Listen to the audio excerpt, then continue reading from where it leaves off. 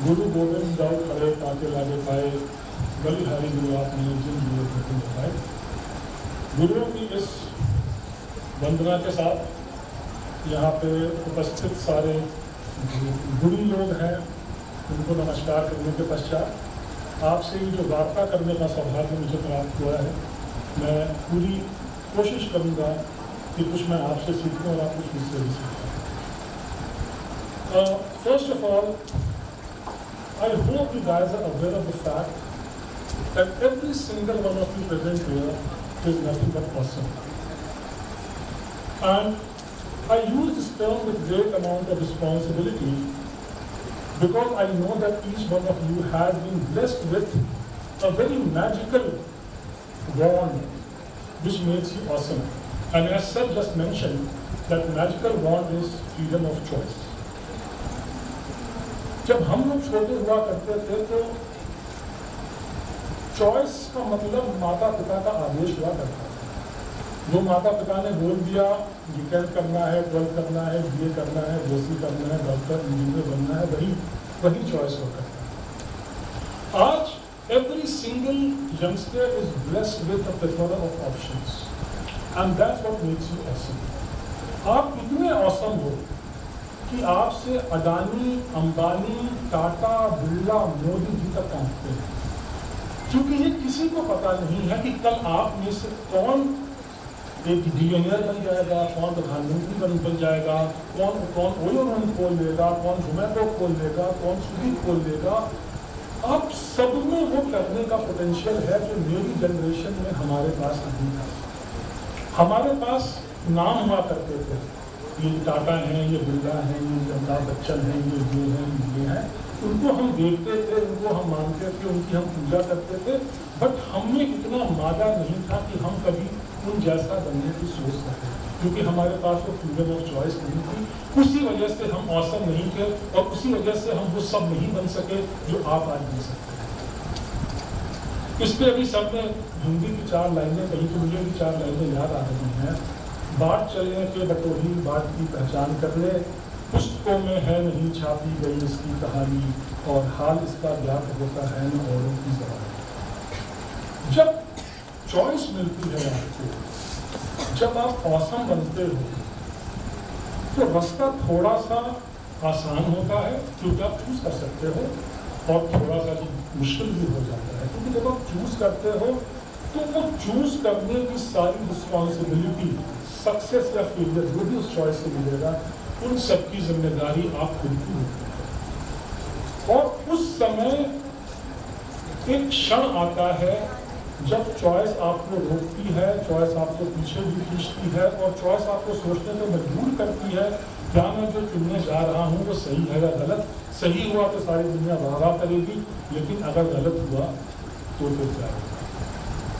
उसके लिए जब आप उस धर्म संकट में होते हो कि मुझे डॉक्टर इंजीनियर छोड़ के क्या मुझे शेफ बनना है, क्या मुझे फैशन स्टाइलिस्ट बनना है, क्या मुझे एडवर्टाइजिंग में जाना है, क्या मुझे लेखक बनना है, मुझे कवि बनना है, मुझे पेंटर बनना है, मुझे राजनीति में जाना है। वो जो फैसले का क्षण होता है जब आपको आपका डर पीछे खींचता है, उसके लिए किसी कवि ने 2 लाइन लिखी है, द्वार बलि का खोल चल भूगोल कर दे, एक दिन बुरी एक सर का मोल कर दे। जब भी आप ऑसमनेस की भावना से अपनी फ्रीडम ऑफ चॉइस को एक्सरसाइज करने जाते हो, दुनिया आपको हमेशा रोकेगी, हमेशा टोकेगी, और आपके सामने एक जो यक्ष प्रश्न है, और एक हिंदी फिल्म की जो लाइन है बेटा तुमसे ना हो पाएगा, ये लाइन आपके सामने बार बार कही जाएगी। आपके पेरेंट्स कहेंगे, आपके टीचर्स कहेंगे, आपके फ्रेंड्स कहेंगे, सोसाइटी भी कहेगी कि बेटा तुमसे ना हो पाएगा, कि पढ़ाई लिखाई की हो, वही करियर फॉलो कर लो, पैसे कमाओ, शादी करो, बच्चे पैदा करो, घाटी रहो। लेकिन सोचिए अगर हम सबने बेटा तुमसे ना हो पाएगा मान लिया होता, तो ये जोमैटो कैसे बनता, ये स्विगी कैसे बनता, ये ओयो कैसे बनता, ये फ्लिपकार्ट कैसे बनता। आपके मेरे सामने देखते देखते पिछले 7 साल में हिंदुस्तान में 100 मिलियन दिए हैं, जिनके हम प्रोडक्ट यूज करते हैं, जिनका हम नाम जानते हैं। और जब हम शार्क टैंक जैसा जब हम सीरीज अपने घर पे बैठ के देखते हैं तो हमको लगता है जैसे हिंदुस्तान में एक नई क्रांति का सूत्रपात हो गया है। हर आदमी के पास एक विजन है, हर आदमी के पास एक आइडिया है, हर आदमी एक एंटरप्रेन्योर बनकर देश की तरक्की में सहयोग करने का प्रयास कर रहा है। रास्ता चुनने की जो चॉइस है वो तो आपके ही पास है, बट एक बात हमेशा ध्यान रखिएगा, साइलों में एक बक्से में फंस के कहीं अपनी सोच को बांध मत लीजिए। हर दिन आपसे पूछा जाएगा अगर फेल हुए तो क्या हुआ, अगर तुम्हारा काम नहीं चला तो क्या हुआ, अगर तुमने अनकन्वेंशनल करियर जो चूज किया उसमें पैसे नहीं कमाए तो क्या हुआ। तो ये आप सोचिएगा कि अगर विकी कौशल ने भी ये सोचा होगा तो मैं आप विकी कौशल की बात नहीं करूँगा। और ये जो यक्ष प्रश्न हमारे सामने जो खड़ा हो जाता है कि अगर फ्रीडम ऑफ चॉइस जो ऑसमनेस से आता है उसको ट्राई करने में अगर फेलियर हो गया, अगर हम फेल हो गए, अगर हम गिर गए, हमारे हाथ पांव छिल गए तो क्या होगा, तो उसके लिए हम सबको तैयार रहना पड़ेगा। जब तक गिर के उठने की भावना आपने आज से, और इसमें दुख का विषय है वो ये है, तमाम कॉलेज, तमाम इंस्टीट्यूट्स अच्छे बुरे, थोड़े अच्छे थोड़े बुरे, उसमें हमको दुनिया भर का ज्ञान दिया जाता है, हमको सारे कोर्स पढ़ाए जाते हैं, करिकुलम पढ़ाया जाता है, लेकिन हार के दोबारा उठ के खड़े कैसे होते हैं ये हमें कोई नहीं सिखाता है।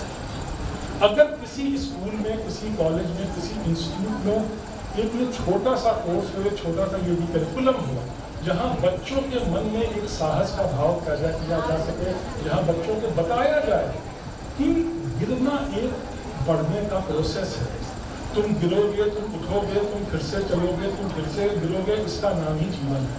और जिस दिन एक फेलियर को हम एक सहज भाव से एक्सेप्ट करना हम सीख जाएंगे, हमारा आने वाला रास्ता बहुत आसान हो जाएगा, हमारा जीवन बहुत सरल हो जाएगा।